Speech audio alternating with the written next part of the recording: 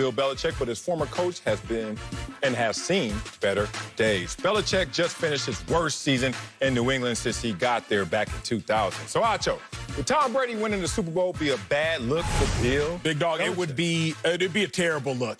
Like, think about you on the billboard for SFY before you lost them 50 Please pounds. do not go through any cut. Oh, good. Okay, yeah. They got to live in their imagination. Before you lost the 50 pounds, bro, it'd be a bad look. It was a horrible look, dog. I had like a chin with a chin. Like the chin had a chin. I'm not going to fat shame my co-host in the first minute of the show. You just did. But what I am going to say is it's a terrible look if Tom Brady goes and wins the Super Bowl. Here's why. Marcellus, over the course of sports history, we often have to wonder what would have happened if. Okay, I love that. We never got to see LeBron James play against Kobe Bryant in the finals. Celtics kept LeBron James from doing that. What would have happened if? So we debated. We never got to see Carson Wentz in the playoffs the year they won the Super Bowl. If you're a Carson Wentz fan, surely they would have won the Super Bowl with Wentz. If you're a Carson Wentz hater, nah, they wouldn't have won it. They needed Nick Foles. What would have happened if? But the beauty of this Brady-Belichick debate, we don't have to wonder what would have happened if Tom Brady's without Belichick, because we're seeing it in front of our very eyes. Tom Brady, without Bill Belichick, is back in the Super Bowl. Tom Brady, without Bill Belichick, may win a Super Bowl. So we don't have to wonder what would have happened with Tom Brady if he wouldn't have played with Belichick. How good would Belichick have been if he wouldn't have had Tom Brady? Because we're seeing it play out in front of us. Terrible, terrible, terrible look for Bill Belichick that Tom Brady's having this much success without him. Because maybe we wonder, well, a head coach, he has an impact on all 53 players, so surely Bill Belichick definitely influenced Tom Brady more than Tom Brady influenced Bill Belichick. Not so fast, because Bill Belichick's sitting at home right now, and Tom Brady about to play for another big one. In sports, we don't always get the luxury of knowing what would have happened if. But right now, we see exactly what's happening. Tom Brady back in the Super Bowl. Bad look for Bill Belichick. Bad look for Bill Belichick. Yes, sir. Absolutely incorrect right there, Acho. I know you can see this one. Take the glasses off. I know you can see without them, too. You know this is not a bad look. Damn, people, are y'all this petty? Are y'all really this petty? I am. It sounds that way, and it sounds simple-minded, too, and I know you're a complex man, brother, but where are you looking at this one all the way wrong? One, it won't have an adverse effect on Bill Belichick because the two situations are completely different. We had this conversation off mic, yes, sir. I think one day walking through the hallways. When people say Tom Brady left, they never finish the sentence and say, who else left with Tom Brady? Who else retired? Who else came and underachieved? They never talk about all the other variables that come with just Tom Brady leaving and what Bill Belichick had to deal with. I remind people, Bill Belichick, at his worst, just went 7-9 with a league-wide, league-high 8 opt-outs for COVID. And there were some starters in there as well. And more importantly, they were 3-4 in one-possession games. What? Bill Belichick was that close to having a winning record with this sorry roster full of underachievers and injuries and opt-outs. But damn, don't tell me Bill Belichick is that close to maybe having 8, 9, 10 wins because they were so close so many times. But I haven't even got to my point yet. Let's get to my point. It's clickbait to say this. It's clickbait to just talk divorce talk. It's clickbait to just say Tom Brady is winning the divorce over Bill Belichick because it's too soon. Okay. And you're on this seesaw where it has to have an adverse effect based on what you do.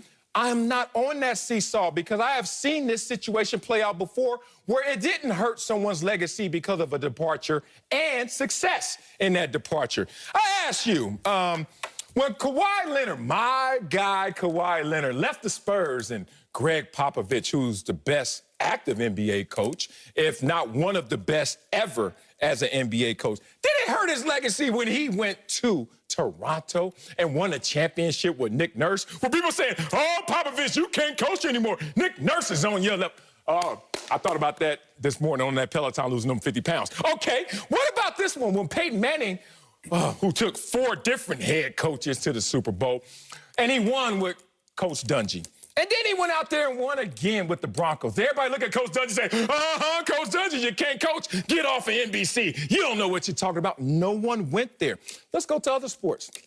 What about Phil Jackson when he won with Shaq and when he won with Kobe? Did anybody look at Jordan and say, see, you can't play. Uh-oh, it's all about Phil Jackson. What about Pat Riley when he won with the Heat? Did everybody look at Magic Johnson different? Like, damn, Magic, I thought it was you in the Lakers. It was just Pat Riley. My point is, brother, because of likability, because of pettiness, people just want to pick something and have drama with it. They are independent of each other because guess what? They are not even on the same team right now. Ooh, I know I dropped something. I dropped a mic or something. I'm so proud of you. I'm proud of you. Because Cabbage Patch on their because peak performance is when optimal ability meets an optimal challenge. When optimal ability meets an optimal challenge. You need a challenge to have peak performance? To have peak performance. That's what studies show. It's what psychology shows. Optimal ability meets an optimal challenge. You just presented me an optimal challenge with that take. Oh, okay. And I'm about to peak. Players retire because of Bill Belichick. Players come out of retirement because of Tom Brady. Okay. That means something. That does. Players retire because of Belichick, and they come out of retirement because of Tom Brady. That's my first bar, and don't worry, I got enough bars here to build a prison, but I'm not going to do that because we're reforming. Now, with that being said, you mentioned some great takes, and I love that. You said, we don't question Popovich when Kawhi left and won. No. We don't question Phil Jackson when he won with the Lakers. We don't question this person, that person. Let me break this down for you, Big Bro Sell, if I may. Oh, God. The issue here is Bill Belichick never won as a head coach before Tom Brady.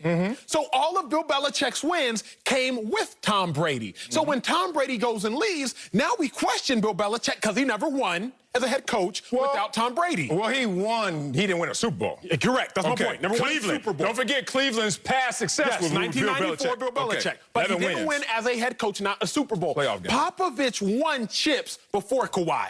Yep. So it's not a matter of can Popovich win Kawhi. He won chips before without Kawhi. Real talk. Tony Dungy with the Buccaneers, many people argue he built up that roster that John Gruden went and won with. I'm not going to stick on that point. I just have to retort that. But let me go back to this. Michael Jordan, he didn't win before Phil Jackson. So when Phil Jackson came in and won, we're like, oh, Phil Jackson is a huge contributor to Michael Jordan's success. So that's why there's a difference here. But Bill Belichick, sir, he didn't win without Tom Brady as a head coach. But nobody's poking at Jordan. First of all, Jordan's legacy seems protected and poked. Absolutely. But if you never won before Phil Jackson and then you win only because of Phil Jackson, why aren't people poking at Michael Jordan? But people say this. Man, without Scottie Pippen. You've heard that. You watch the Last Dance. Without Scottie Pippen. You watch the whole Last Dance. Like, you watch, like, man, without the assembly of the talent, people do ask man, what would Jordan have done without Pippen? People aren't asking that about Brady no more. And that's the point. But they're not asking that. I wish you would stop there and say, what if Bill Belichick can't win without Tom Brady? You're not asking what-if questions. You're condemning Bill Belichick because of the success of Tom Brady. And Tom Brady hasn't even won a Super Bowl yet. You're doing something different. Let me tell you why he's worthy of condemnation if we can have a heart-to-heart. 2005. 2000. Let's start in the year 2000. Tom Brady was not the starter. The Patriots were 5-11. 2001, Tom Brady becomes a starter. The Patriots are 11-5. That's a 6-game difference, 37%. 2007, the Patriots go 16-0. 2008, Tom Brady does not play because he gets hurt. They're 11-5. 5-game difference. That's 31%. 2019, Tom Brady's on the New England Patriots. 2020, he's not. They go from 12-4 to 7-9. 5-game difference. I already told you the math, 31%. Marcellus, we have a 3-year sample size. Tom Brady is worthy of 30% plus of Bill Belichick's victories. Now, you can say that, well, what about the guys that opted in? What about the guys that opted out? From 2000 to 2001, Tom Brady increased by five wins. From 2007 to 2008, without Tom Brady, Patriots decreased by 5 wins. 2019 to 2020, without Tom Brady, Patriots decreased by 5 wins. When Tom Brady's on that team, they win or lose 5 more games. That's just simple math. Facts, no feelings. What you got? What I got is... I don't want to return fire with that ammunition because now we have dropped the standard from Super Bowls, which is fine. I like that. But now we're talking about winning. Because Tom Brady didn't win every year. He went 9 times to the Super Bowl. He won 6. He played there for 20. So half the time, as great as...